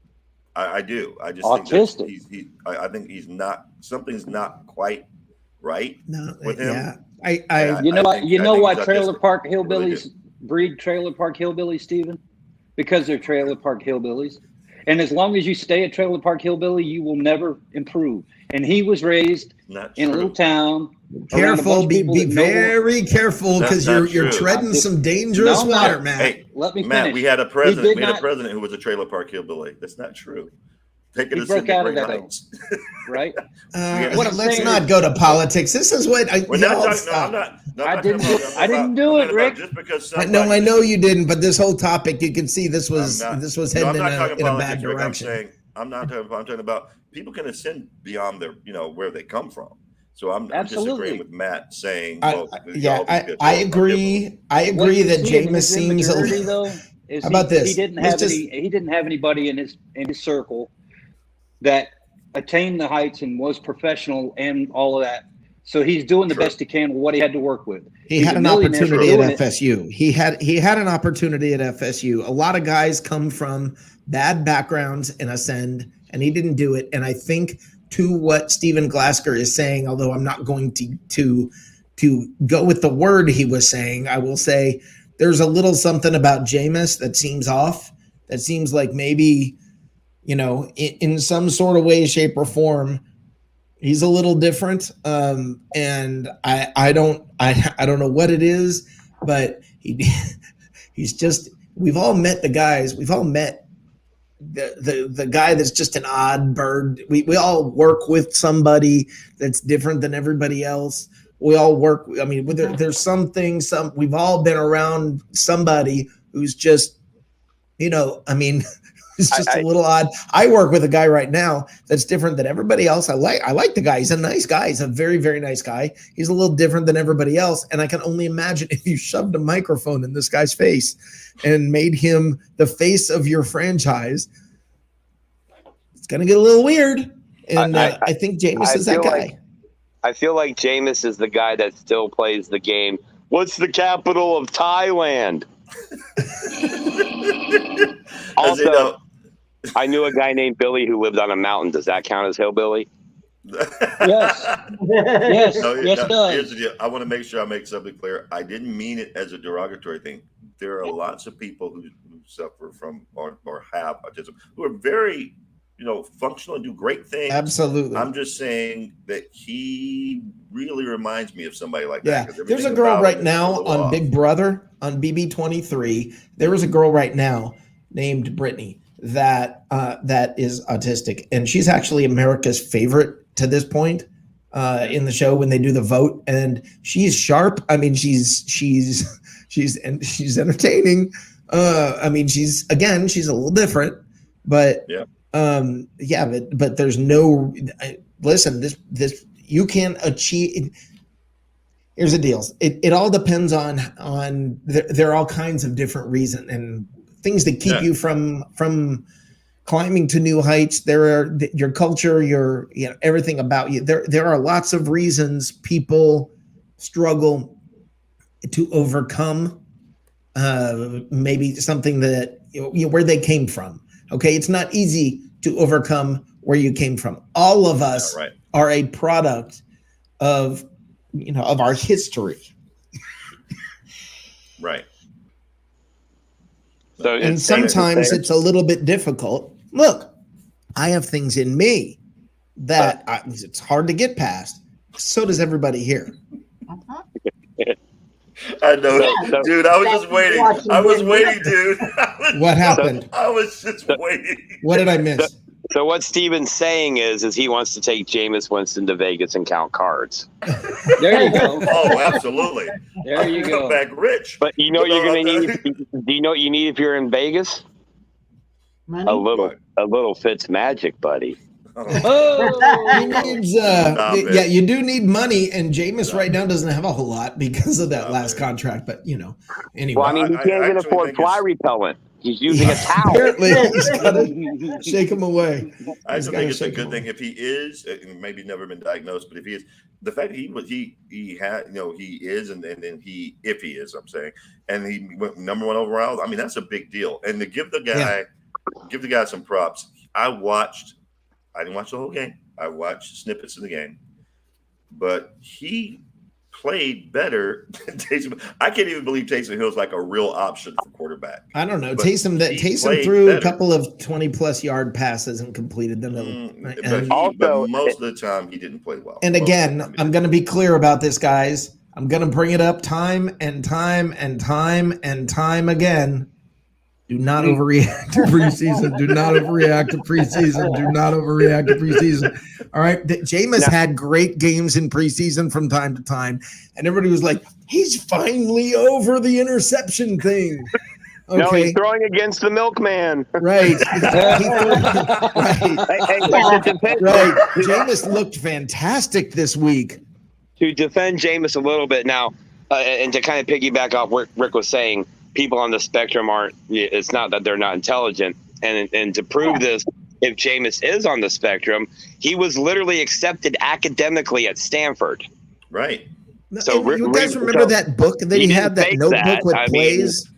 Well, he's got the answers for the test from Publix, but I don't think that was the case. Or maybe in a fortune cookie. Yeah, and then he chose FSU. So, well, you know why, don't you? Think about Stanford's football program. They run. Yeah. And then the quarterback has to run. Yeah. And Jameis runs like a baby giraffe. So, no. That's a great description. And he didn't want to go far from his grandma who lives in Bessemer, Alabama. Yeah. That is actually a great description of how he runs. It's the oddest run I've ever seen. But I will tell you, still, one of my favorite Buccaneers plays of all time was that 3rd and 18 or 3rd and 20, whatever it was, and he ran and got that freaking first down where he ran into a pile, and all of a sudden, you're like, okay, play's over, and then he squirts out and keeps going. Yeah. So that's not my favorite is one. It was one where he was scrambling around in the backfield. It looked like Benny Hill back there, just scrambling, and it looked like he got hit a couple times, but he never went down and he never touched. Yeah, somebody needs to add that like Benny Hill 40 song. yards down the field and hits Mike Evans. That was a phenomenal play. Yeah. Somebody needs to. I will say this though, Jameis. That's what it looked like. That's exactly the way Jameis runs. I'm sorry, Steve. The way Jameis runs, it's like it reminds me, and you're going to laugh, but let me finish the thought here. Remember how Michael Pittman ran for the Bucs, where you'd hand him the ball and his feet would move 4,000 miles an hour, and he had literally gone a foot. Okay, like Jameis, when he would get out in space by himself running, he would try to throw like 5 jukes into one, and what it really looked like was a convulsion. But the funny thing is, more often than not, the defender missed him because he's like, "What the fuck was that? Is he okay?" Well, what it is he was kind of a big guy. He had some weight, and I think what was happening is I think he only did 1 juke, and the rest of it was just momentum. I think the rest of it was just. The defender probably thought he was having a seizure. Actually, do you know what he reminds me of? The way that he walks, and the way that he walks, and the way that he runs. He reminds me of Fred Sanford. Yeah, he does. Holy crap, dude! And here's the thing: he's extremely talented. He's extremely talented, a wonderful person to everybody that has had contact with him in the Bay Area. He's extremely personable, or he has a great personality. All that said, you still look like a wounded baby giraffe when you're out in the flats. Yeah. And today, when he was dancing with one hand up in the air, I thought it was Johnny Knoxville. And the pelvic thrust. I'm expecting. I'm coming, Wheezy, or whatever it was. I'm coming, Elizabeth. I'm coming, Elizabeth. Rick. I'm coming, Elizabeth. Yeah. Wait, what? Mark the tape. But I mean, it's that's what I was expecting. It was horrible. It was horrible. Oh man! And for everybody back on Sports Talk Florida, you're welcome. I think. Yeah. It was funny. It's everybody picks up me. Sports Talk Florida. They pick up me. Because I really do hate Ryan Fitzpatrick. I think he is really. You just said that like it's breaking news. No, but we spent the last 15 minutes talking about how much Jameis Winston sucks. but if I mention Ryan Fitzpatrick, Steve, he's amazing. Never mind, he's been on 17 teams. Oh, now you know what it felt like with you guys all break. Hey, now you know what it's like, Steven, with you guys all talking Josh Rosen to me. At least this guy starts. At least this guy's got wins under his belt. Yeah, now you're regretting it. Thanks, dude. Thanks so he's much. He's going to be here for the Fry Cook Classic. You just watch. Yeah, Brian. We've got to get Brian back on here. We absolutely have to get Brian on here. But I will say this to all the Buccaneer fans who are still out there and are still pining for Jameis Winston, who probably wake up in the morning and brush their teeth and look in the mirror and go, "That's my quarterback," like Terrell Owens did. He's not a Buccaneer, bro. It didn't work out. Trust me. Everybody wanted it to. Some people, but the majority of people were like, want the quarterback to do well, especially a first overall pick. But let's be honest here. It didn't work out. Now he is in a positional battle with a guy who's a tight end. And we're still like, hey, we got to be scared of Jameis. Dude, have you seen our defensive backfield for the Bucs play? I'm not scared. Have you seen the pass rush? Dude, what do you think Ndamukong Suh is going to do when he gets his hand on that boy going, how many times you back us up in the red zone back in Tampa, boy? Picture Jameis running around in the backfield with that gallop lope thing that he does. It's almost like you expect him to put one hand on his back while he's running around, and I mean he's just You know what just dawned on me? What? If JPP sacks Jameis Winston, he already ate the W on his hand, right?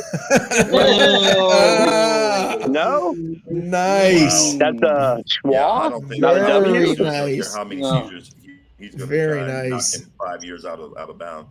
Yeah, Telling you. for Jim Sutton. Jim Sutton says he's a Florida State fan as well, and Jameis Winston won the Heisman.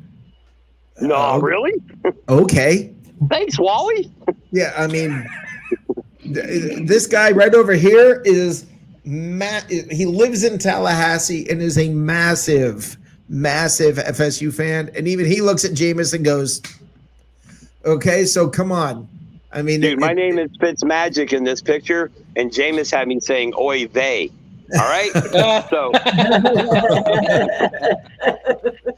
So, I mean, come on. I love Jameis Winston, the Seminoles quarterback. I got nothing but love for him. I mean, okay, stay off the table and yelling stuff. Don't have BB gun fights. Quit wheezing the juice at Burger King, free soda style.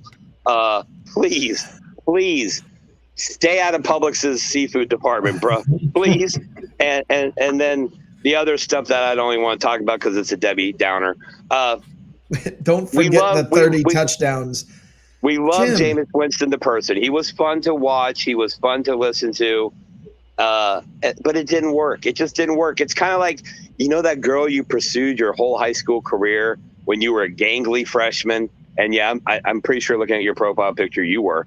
And she never gave you the time of day.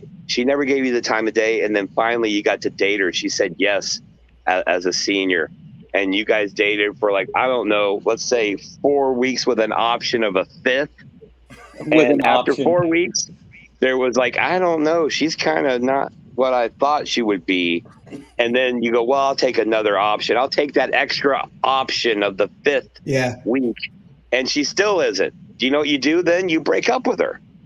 Yeah. Okay? So we broke up with Jameis. I'm sorry, but Fitz 101 has spoken. Jameis was the crazy girl that you date that, holy crap, when it was fun, when you had good times, and y'all know what I mean, when you had good times, it was awesome. But you end up with the cops in the driveway. Okay? It's going to go bad.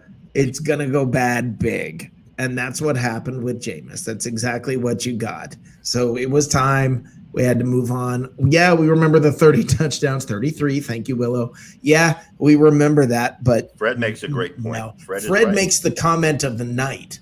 Okay?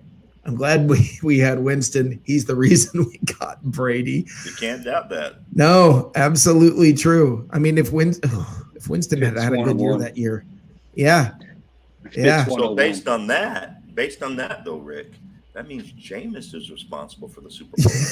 Oh my God. Jameis Winston is responsible for the Super Bowl because he was so bad we got Tom Brady. Okay, you guys. I know. Awesome. No. That was awesome. Take a lot from you guys. No. She's like, hell no. There's a point. Yeah, she's like, no, there's a point. We hit Teresa Seal. Like, nah, we're good. We found the line. We finally found the line. I'm going to say it one more time. Is there anybody in chat right now that lives in Tampa or who can go to the game, that wants to go to the game but doesn't have a ticket? Is there anybody in chat that's in Tampa, wants to go to this Saturday night's game, wants to go to the game, and doesn't have a ticket? Can't believe you guys. Holy cow. I'm just going to pretend everybody has tickets where you live out of town. That's what I'm going with, because I mean, what the heck else are you doing? I mean, I get it. The Gwumpke is good at Pierogi Grill, but come on, you can have it before the game. I love Chris. Christopher Cole was the best. Yeah. Who lives in Tampa? Me? You want to go? No. Yeah. Oh yeah, you got to wait for 5 minutes and then. Me? Oh. Yeah, that was great. Yeah, Belichick is the reason the Bucs are able to get Brady. In So well, Belichick is responsible for the Super Bowl win. that somewhat true. There is some truth there. And Belichick connecting dots. You see that? There you That's go. where he Right. goes. He's going to take over Newton's spot That's because right. those two guys are connected, and they're just waiting for the opportunity. There is to have no them. way that Belichick would put up with that. There's not a chance. He put up The with biggest- the diva he's got right now, the man in capri pants. Jesus Christ! By the way, this is awesome. By the way, look at this: Jim Sutton, Dayton, Ohio. Pamela, Iowa.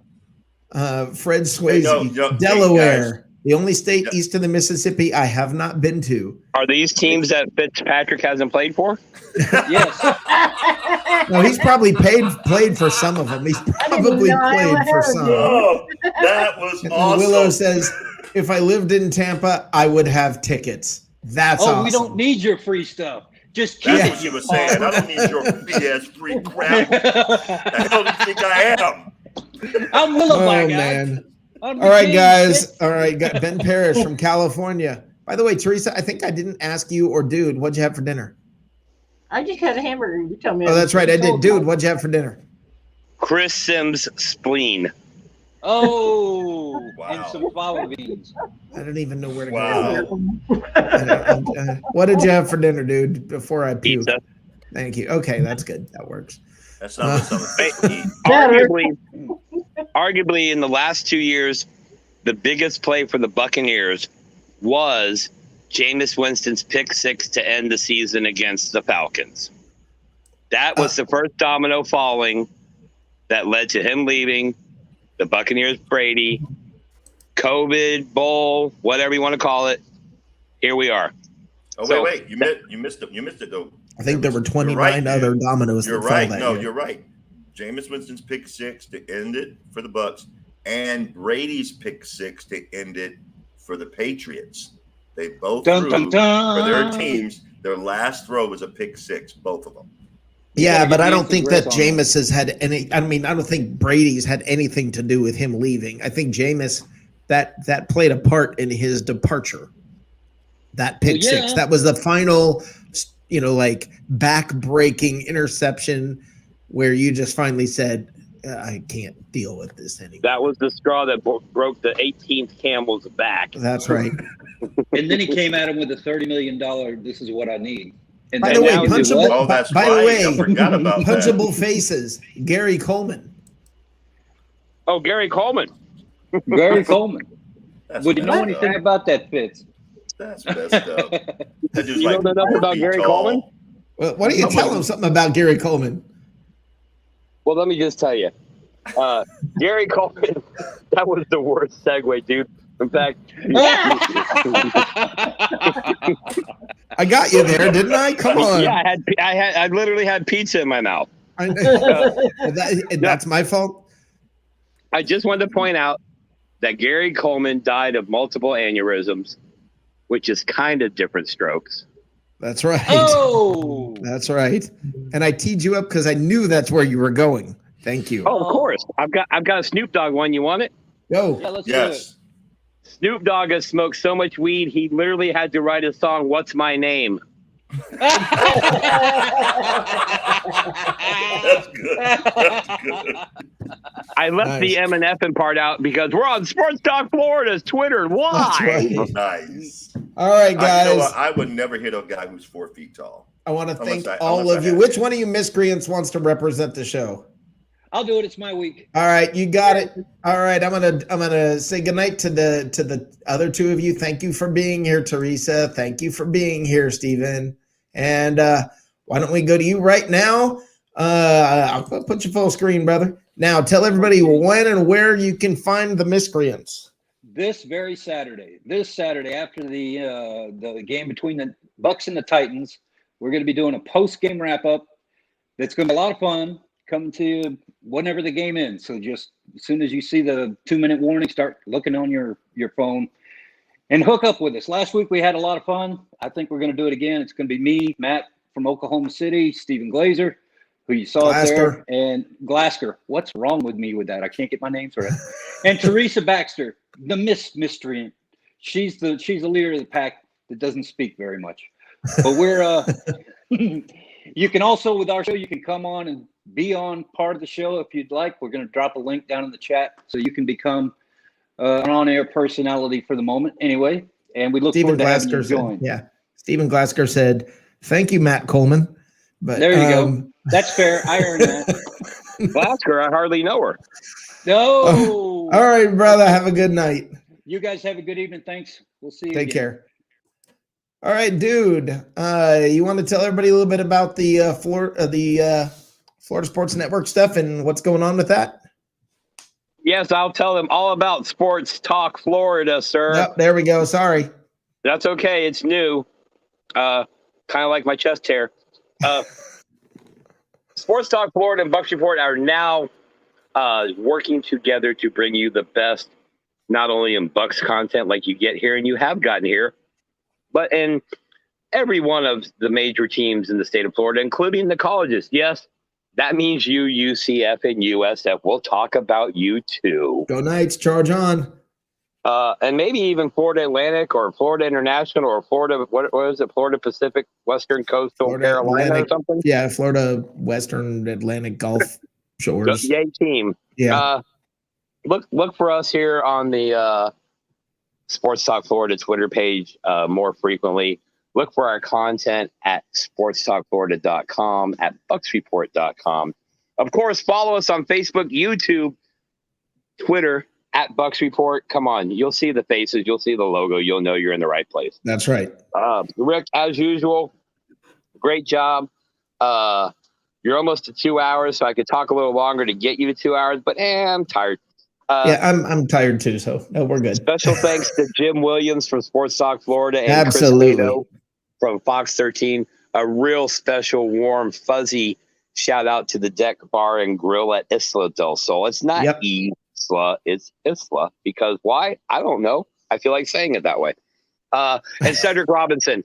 Everything you do down there is phenomenal. Hey, go to their Facebook and Twitter. Follow them. They literally have live music every night. Who can say that in these days? Again, Rick, thank you so much. I'm going to jump off here because I still got pizza left. And I got to fine tune that Gary Coleman joke a little bit better, I think. Yeah, that's all right. I heard it today. I teed you up because I knew what was coming, and it was all right. And I laid an egg, yeah. But again, thank you, Sports Talk Florida. Thank you for everybody watching on Twitter, YouTube, Facebook. We don't do Twitch. You know why? Because it's for video games, bro, and this ain't a freaking game. All right. Shout out to Rick Hughes, the only guy I know that looks forward to working on his day off, which is a complete lie. I would say, tune in tomorrow. Buck What You Heard, 7 p.m. I don't remember who he said was going to be on there, but it's going to be way better than anything else on social media at that time. That's right. That's at 7 p.m. 9 p.m., it's the Over-Under with Harry the Greek and Ray Kennedy. One of the best shows that we've watched in a while happened last week there. The Over-Under with Harry and Ray, which just leads your imagination to wander wild. And Thursday, we've got the NFL edition with Johnny the Professor Dean and Alex Loosemore, a.k.a. Canada. And then Friday, of course, more Buck What You Heard. And then Saturday, ladies and gentlemen, is game day. Pre-game show, post-game show with the Miscreants. Ladies and gentlemen, the affiliation with Sports Talk Florida, that's just like a small sample of what is about to happen here at BucsReport.com and with Sports Talk Florida. Stay tuned. Not only will you hear us here on social media, but a little birdie told me that we're coming to the terrestrial radio world. So you've been warned. The time is now. Seize the day. Carpe diem. And all of that. And I love tacos. It's Taco Tuesday. I am out. Good night from me and the angry producer who's sitting there doing his job as always. You guys have a great night. Have a great night as always. Go Bucs. Greatest game ever invented. Blows can jam out of the water. Everybody can play it.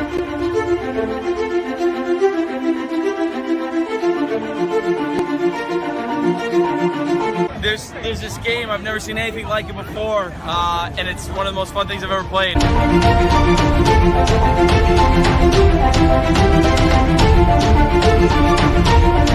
Playing QB54, and I love it. So much better than cornhole. I already have 2 touchdowns, but I'm working on my my field goal.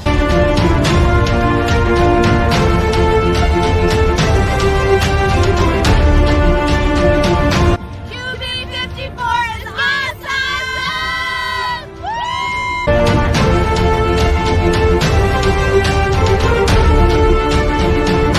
Woo! It combines cornhole, it combines pong, and football. There's no other way to tailgate. America's tailgating game. QB54. Let's go, baby!